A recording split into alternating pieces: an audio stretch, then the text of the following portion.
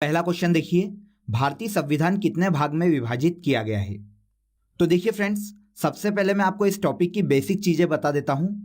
देखिए, भारत का जो संविधान है वो 26 जनवरी 1950 को लागू किया गया था और भारत के इस मूल संविधान में 22 भाग, 395 आर्टिकल और 8 अनुसूचियां थी। लेकिन देखिए, वर्तमान समय में भारत के संविधान में 25 भाग हैं, 470 आर्टिकल हैं और 12 अनुसूचियां हैं। भारत का संविधान कितने भाग में विभाजित किया गया है? तो भारत का संविधान 22 भाग में विभाजित किया गया है। तो यहां पर आंसर हो जाएगा आंसर डी। और अगर वर्तमान परिदृश्य में पूछा जाता तो वर्तमान में भारत के संविधान में 25 भाग देखने को मिलते हैं। क्लियर? नेक्स्ट क्वेश्चन देखिए, संविधान के किस भाग में नीति निर्देशक तत्वों का उल्लेख किया गया है? तो फ्रेंड्स, भारत के संविधान के चौथे भाग में नीति निर्देशक तत्वों का उल्लेख किया गया है। तो यहां पर आंसर हो जाएगा आंसर बी। देखिए, नीति निर्देशक तत्व संविधान का ऐसा पार्ट है जिसके उल्लंघन पर व्यक्ति सरकार के विरुद्ध कोर्ट नहीं जा सकता। इसीलिए नीति निर्देशक तत्व अवाद योग्य कहलाते हैं, जिसके उल्लंघन पर नागरिक न्यायालय में वाद लेकर नहीं जा सकता। क्लियर?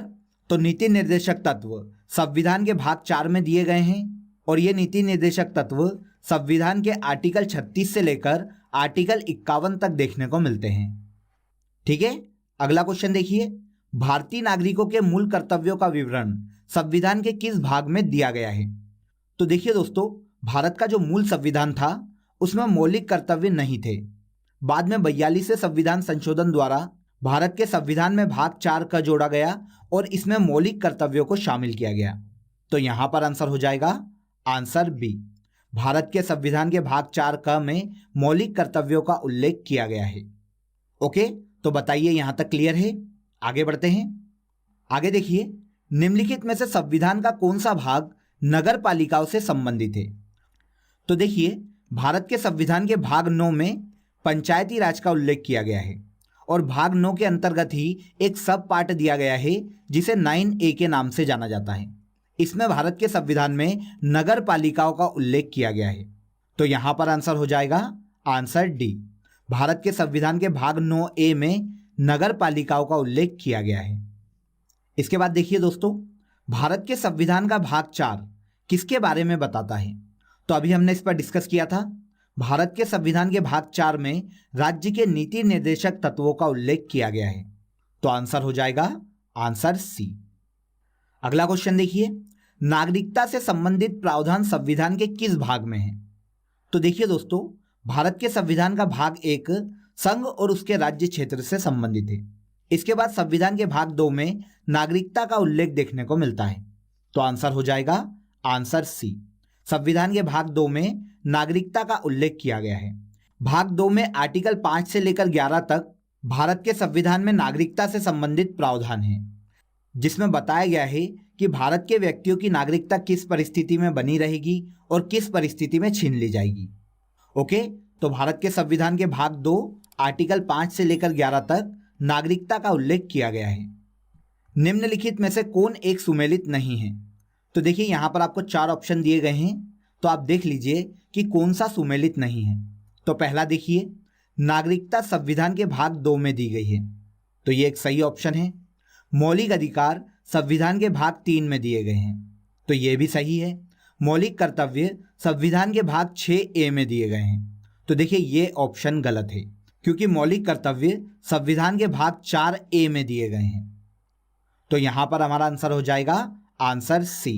मौलिक कर्तव्य संविधान के भाग 6 में शामिल नहीं है।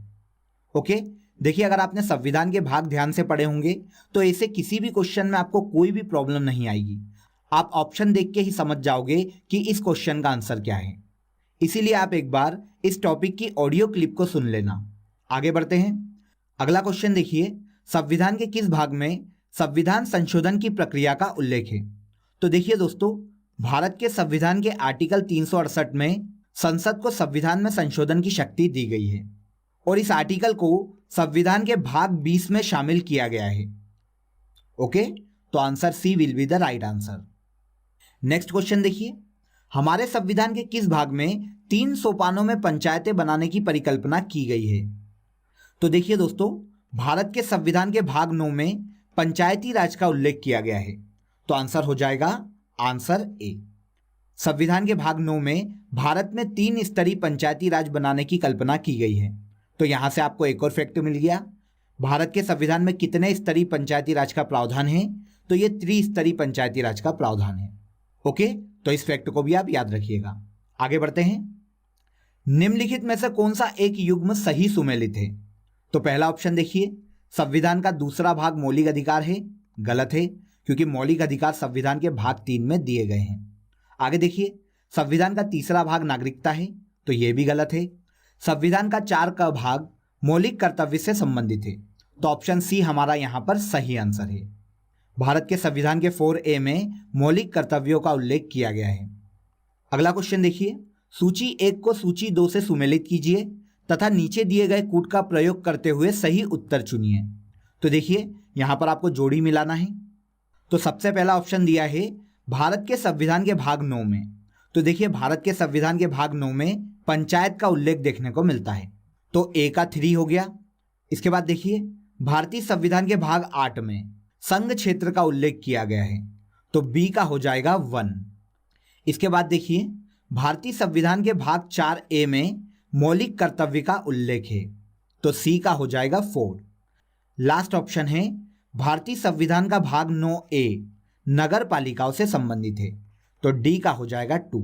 तो अब आप यहां पर ऑप्शन देख लीजिए, ए का 3, बी का 1, सी का 4 और डी का 2। तो आंसर हो जाएगा आंसर ए। अगला है, भारतीय संविधान में आरंभ में कितने अनुच्छेद थे? वेरी सिंपल, भारत के संविधान के प्रारंभ में 395 आर्टिकल थे। तो आंसर हो जाएगा आंसर सी। मूल भारतीय संविधान में कितने भाग, अनुच्छेद और अनुसूचियां थे? तो देखिए, स्टार्टिंग में ही इसके बारे में मैंने आपको बताया था। भारत के संविधान के शुरुआत में भारत के संविधान में 22 भाग, 395 आर्टिकल और 8 अनुसूचियां थे। तो आंसर हो जाएगा आंसर ए। अगला क्वेश्चन देखिए, अनुसूचित जाति और जनजाति क्षेत्रों का उल्लेख संविधान के किस भाग में किया गया है? तो देखिए दोस्तों, भारत के संविधान के भाग 10 में अनुसूचित जाति और जनजाति क्षेत्रों का उल्लेख किया गया है। तो आंसर हो जाएगा आंसर सी। अगला क्वेश्चन देखिए, निम्नलिखित में से कौन सी जोड़ी सुमेलित है? तो देखिए, ऑप्शन में आपको संस्था दी गई है और उसके सामने आर्टिकल दिए गए हैं और आपको बताना है कि कौन सी जोड़ी सुमेलित है। तो सबसे पहला ऑप्शन देखिए, भारत का सर्वोच्च न्यायालय आर्टिकल 318 में है। बिल्कुल गलत, क्योंकि भारत के संविधान में सर्वोच्च न्यायालय आर्टिकल 124 से लेकर 147 तक देखने को मिलता है। भारत का निर्वाचन आयोग आर्टिकल 324 में शामिल है। तो ये आंसर हमारा बिल्कुल सही है, क्योंकि भारत के संविधान में राष्ट्रीय निर्वाचन आयोग संविधान के आर्टिकल 324 में दिया गया है। तो हमारा आंसर हो जाएगा आंसर बी। इसके बाद हम 2 ऑप्शन भी देख लेते हैं। संघीय लोक सेवा आयोग संविधान के आर्टिकल 332 में है। तो ये गलत ऑप्शन है, क्योंकि संघ लोक सेवा आयोग का उल्लेख संविधान के आर्टिकल 315 में किया गया है और संविधान में महाधिवक्ता का उल्लेख आर्टिकल 165 में किया गया है। तो आंसर है यहाँ पर हमारा आंसर बी।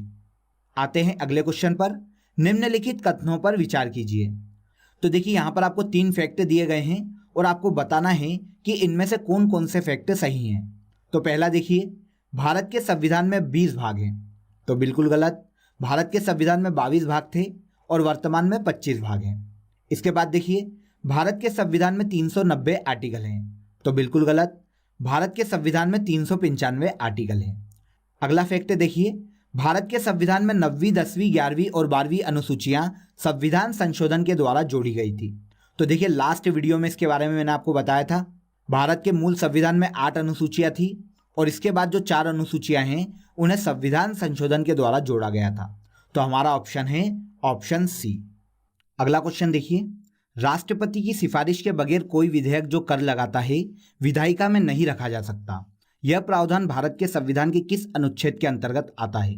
तो देखिए दोस्तों, भारत में कर से संबंधित जितने भी विधेयक हैं वो राष्ट्रपति की अनुमति के बिना भारत की संसद में नहीं रखे जा सकते।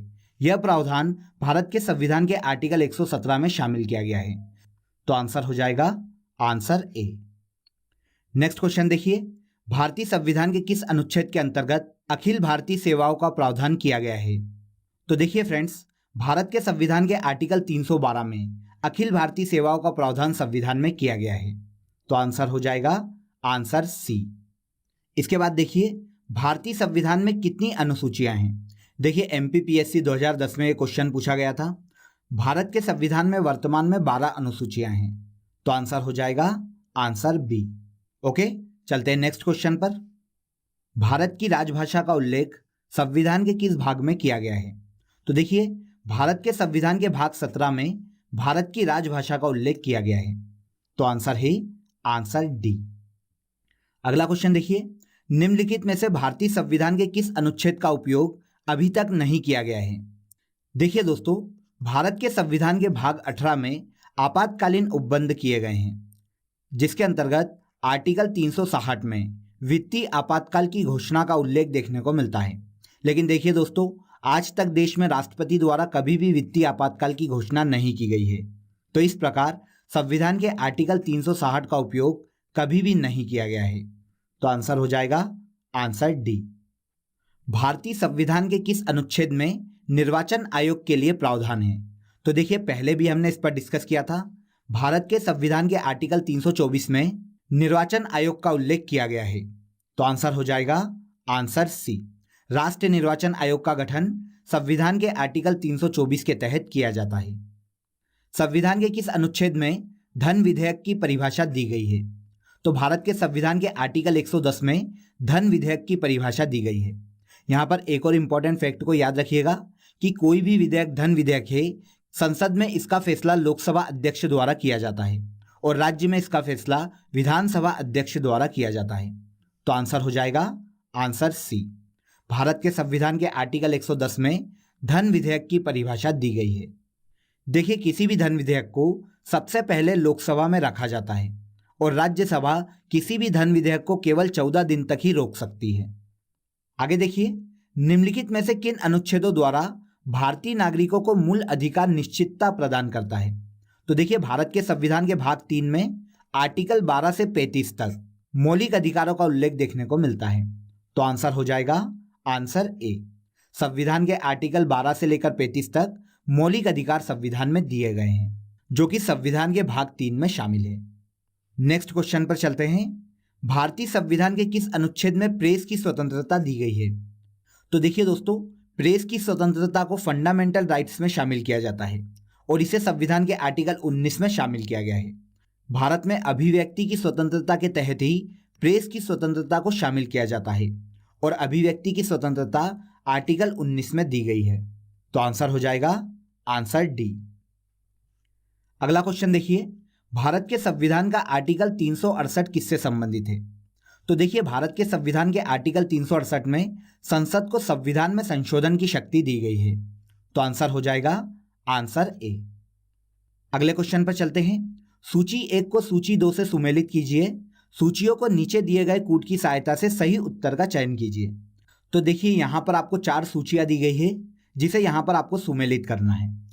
तो सूची में सबसे पहला ऑप्शन है संविधान का भाग 15। तो भारत के संविधान के भाग 15 में भारत में निर्वाचन से संबंधित प्रावधान दिए गए हैं, तो ए का हो जाएगा 4। सेकंड देखिए, संविधान का भाग 16। संविधान के भाग 16 में कुछ वर्गों के संबंध में विशेष उपबंध किए गए हैं, तो बी का हो जाएगा 3। थर्ड ऑप्शन देखिए, संविधान के भाग 17 में राजभाषा का उल्लेख किया गया है, तो सी का हो जाएगा 2। और संविधान के भाग 18 में आपातकालीन उपबंध का प्रावधान किया गया है, जिस पर हम पहले भी डिस्कस कर चुके हैं, तो डी का हो जाएगा 1। अब यहाँ पर आप ऑप्शन देख लीजिए, तो ऑप्शन बी यहाँ पर हमारा सही आंसर है। चलते हैं नेक्स्ट क्वेश्चन पर। अगला क्वेश्चन देखिए, यहाँ पर भी हमें सूची 1 से सूची 2 को मिलान करने का बोला गया है, तो हम डायरेक्ट सूचियाँ देख लेते हैं। देखिए मौलिक अधिकार संविधान के भाग 3 में दिए गए हैं, तो ए का हो जाएगा 2। सेकंड देखिए, मौलिक कर्तव्य संविधान के भाग 4A में दिए गए हैं, तो बी का हो जाएगा 1। इसके बाद संविधान के भाग 6 में संघ शक्ति का उल्लेख किया गया है, तो सी का हो जाएगा 4। और आपात उपबंध संविधान के भाग 18 में दिए गए हैं, तो डी का हो जाएगा 3। तो आप यहाँ पर ऑप्शन देख लीजिए, ऑप्शन ए हमारा यहाँ पर सही आंसर है। क्लियर? अगले क्वेश्चन पर चलते हैं। भारतीय संविधान का भाग 16 संबंधित है। तो देखिए भारत के संविधान के भाग 16 में कुछ वर्गों के लिए विशेष उपबंध किए गए हैं, तो आंसर हो जाएगा आंसर डी। इसके बाद लास्ट क्वेश्चन भी हमारा सूची मिलान करने वाला है। तो देखिए सूची में पहला ऑप्शन है नए राज्यों का गठन। देखिए भारत के संविधान में नए राज्यों का गठन संविधान के भाग 1 में दिया गया है। संविधान के भाग 1 में आर्टिकल 1 से लेकर 4 तक संघ और उसके राज्य क्षेत्र का उल्लेख किया गया है। तो नए राज्यों का गठन भारत के संविधान के आर्टिकल 3 में किया गया है। तो ए का हो जाएगा 2। सेकेंड है हमारे पास नागरिकता। भारत के संविधान में नागरिकता संविधान के भाग 2 में दी गई है।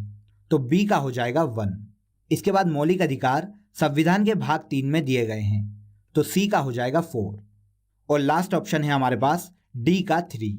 तो अब आप यहां पर ऑप्शन देख लीजिए, ऑप्शन ए हमारा यहां पर सही आंसर है। ओके, तो फ्रेंड्स ये थे भारत के संविधान के भाग और उसके अनुच्छेद से संबंधित कुछ इंपॉर्टेंट क्वेश्चन। वीडियो को लाइक करें, शेयर करें